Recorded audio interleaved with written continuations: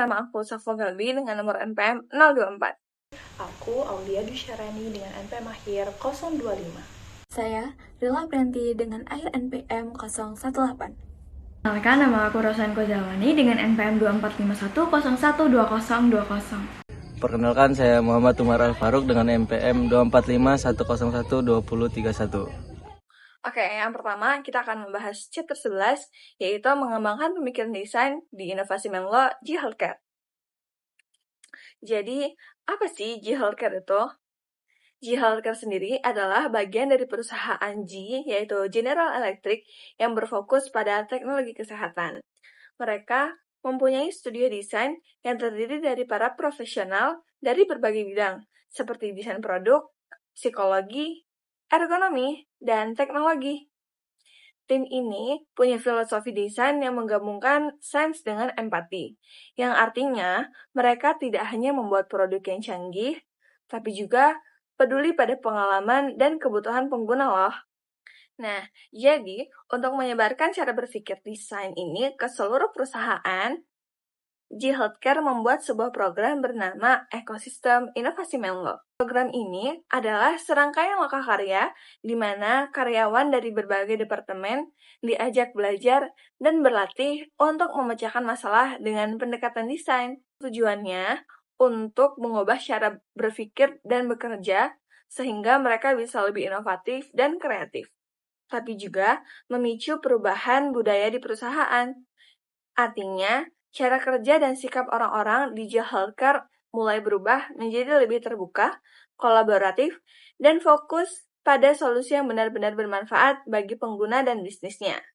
Jadi, dengan ekosistem inovasi Menlo yang dikembangkan oleh G Healthcare ini menunjukkan bahwa dengan menggabungkan ilmu pengetahuan, empati, dan metode pemikiran desain, G Healthcare berhasil meningkatkan inovasi sekaligus menciptakan lingkungan kerja yang lebih dinamis dan produktif. Hal ini dapat menjadi contoh bagaimana sebuah perusahaan besar bisa mengadopsi pemikiran desain secara menyeluruh, bukan hanya di tim desain saja, tetapi di seluruh organisasinya.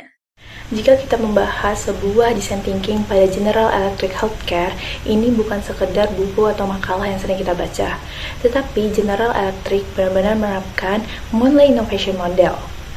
Bayangkan seorang manajer yang biasa duduk berjam-jam di depan laptop untuk rapat, tiba-tiba diminta untuk menggambarkan sebuah oretan warna-warni. Fun fact-nya, ada seseorang yang benar-benar tegang dan kebingungan untuk menggambarkan hal tersebut. Dia justru menggambarkan sebuah oretan seperti anak TK. Tetapi hal ini malah menimbulkan ide inovasi untuk tim yang lainnya. Contoh nyata penerapannya adalah ketika tim General Electric mencoba memahami kebutuhan dokter dan pasien di rumah sakit. Alih-alih langsung menciptakan produk canggih, mereka masuk dulu ke lapangan, ngobrol dengan perawat, bahkan ikut merasakan bagaimana repotnya memindahkan pasien di ranjang rumah sakit. Dari pengalaman sederhana ini, lahirlah desain alat yang lebih ramah bagi pasien dan lebih praktis digunakan tenaga medis. Jadi bukan sekedar produk keren, tapi benar-benar solusi nyata untuk masalah sehari-hari. Selanjutnya, kita akan membahas chapter 12 mengenai memimpin budaya perusahaan dengan pemikiran desain. Dampak budaya perusahaan terhadap pemikiran desain. Pemikiran desain itu berfokus pada empati, ideasi, kolaborasi, dan iterasi. Namun, dalam praktiknya, budaya perusahaan sering berbenturan dengan prinsip ini. Hal ini karena perusahaan biasanya lebih menekankan pada laba, kepentingan investor, dan stabilitas organisasi. Maka, agar desain thinking ini berhasil, budaya perusahaan perlu disesuaikan. Setiap perusahaan itu memiliki budaya default, yaitu budaya yang terbentuk dari sejarah, pendiri, hingga tradisi lama. Budaya ini sering menjadi hambatan inovasi karena terlalu kuat mengikat pola pikir lama. Contoh nyata adalah Ford Motor Company yang mewarisi budaya efisiensi dari Henry Ford. Walaupun bermanfaat, budaya ini justru kadang menghambat inovasi baru. Maka, penting bagi perusahaan untuk menyadari budaya lama dan membuka ruang bagi pembaharuan. Selanjutnya, terdapat syarat keberhasilan design thinking. Untuk bisa menerapkan design thinking, perusahaan tidak cukup hanya untuk mengadopsi metode saja, mereka juga harus memastikan bahwa budayanya itu mendukung. Jika bertentangan, hasil akan gagal. Oleh karena itu, Perusahaan itu wajib mengevaluasi, menyesuaikan, dan bila perlu mentransformasi budaya agar selaras dengan prinsip design thinking. Selanjutnya, terdapat 9 elemen khas budaya perusahaan yang perlu diperhatikan. Yang pertama, itu ada bahasa orientasi. Yang kedua, orientasi pada pelanggan. Yang ketiga, nilai yang dijunjung. Yang keempat, itu sistem akuntabilitas. Yang kelima, tradisi dan simbol. Yang keenam, dinamika kepemimpinan. Yang ketujuh, aturan tidak tertulis untuk sukses. Yang kedelapan, hak dan proses pengambilan keputusan. Yang kesembilan, itu ada warisan atau legacy perusahaan. Dan semua elemen ini itu menjadi cermin apakah budaya ini mendukung atau justru menghambat design thinking. Selanjutnya, kita perlu mengetahui apa itu budaya perusahaan. Setiap organisasi, baik perusahaan besar, kecil, maupun lembaga lainnya, itu memiliki budaya perusahaannya masing-masing. Budaya perusahaan ini bisa diartikan sebagai aturan tak tertulis yang membentuk cara berpikir, berperilaku, dan bekerja di dalam organisasi. Budaya ini ibarat kepribadian perusahaan yang membedakan suatu organisasi dengan organisasi lain. Contoh nyata dapat kita lihat pada Southwest Airlines.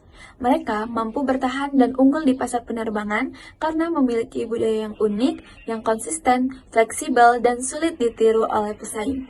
Nah, budaya ini itu bersifat dinamis, terus berkembang, dan mengikuti kebutuhan pasar.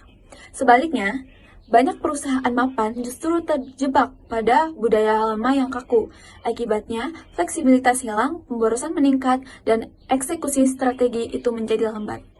Oleh karena itu, budaya perusahaan seharusnya selaras dengan kekuatan pasar. Perusahaan yang sehat adalah perusahaan yang mampu menyesuaikan diri, mendorong inovasi, serta memberdayakan karyawan untuk berani mencoba hal-hal baru.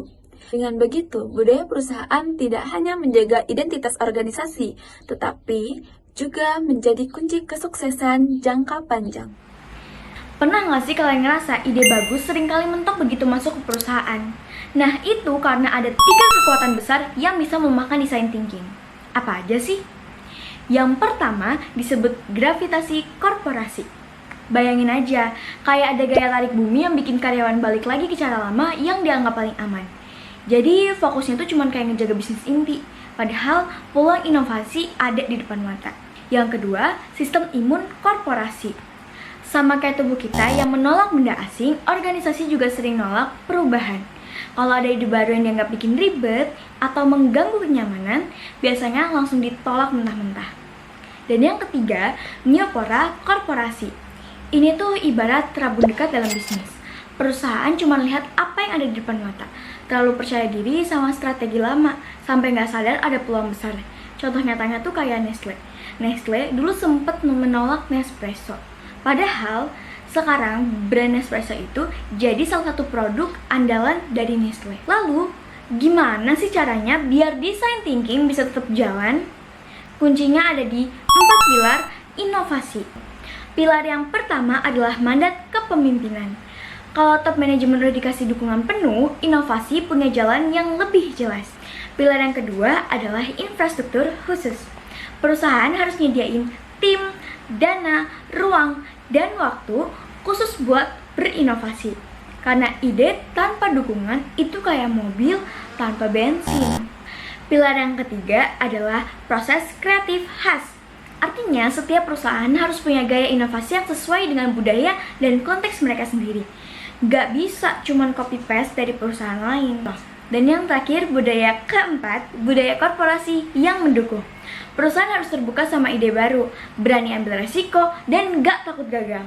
Dari situlah inovasi bisa tumbuh dengan subur. Jadi, kalau misalnya mau design thinking benar-benar jalan, perusahaan harus berani melawan gravitasi, melewati sistem imun, mengatasi miopia, dan membangun 4 pilar ini sebagai fondasi. Karena tanpa itu, ide hebat hanya akan jadi sekedar wacana. 4 tahap transformasi ke budaya design thinking.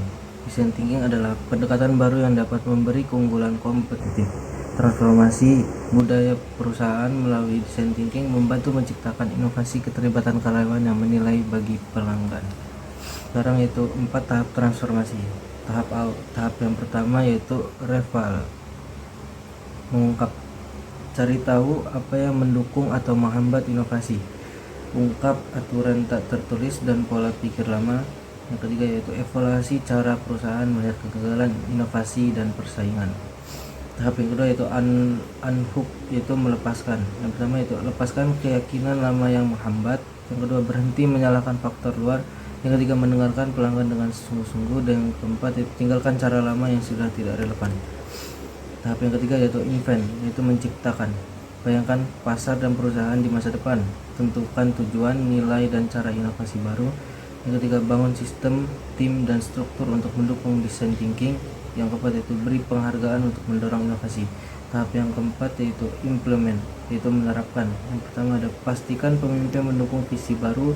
Yang kedua mendorong kerjasama lintas divisi. Yang ketiga libatkan pelanggan dalam setiap proses. Yang keempat lakukan komunikasi, pelatihan, dan konsistensi dalam budaya baru. Yang terakhir yaitu kesimpulan. Sini kesimpulan adalah design thinking sama dengan perubahan budaya plus strategi. Memang sulit untuk dilakukan, tapi hasilnya besar, sama dengan yang menghasilkan inovasi, kepuasan pelanggan, dan pertumbuhan perusahaan.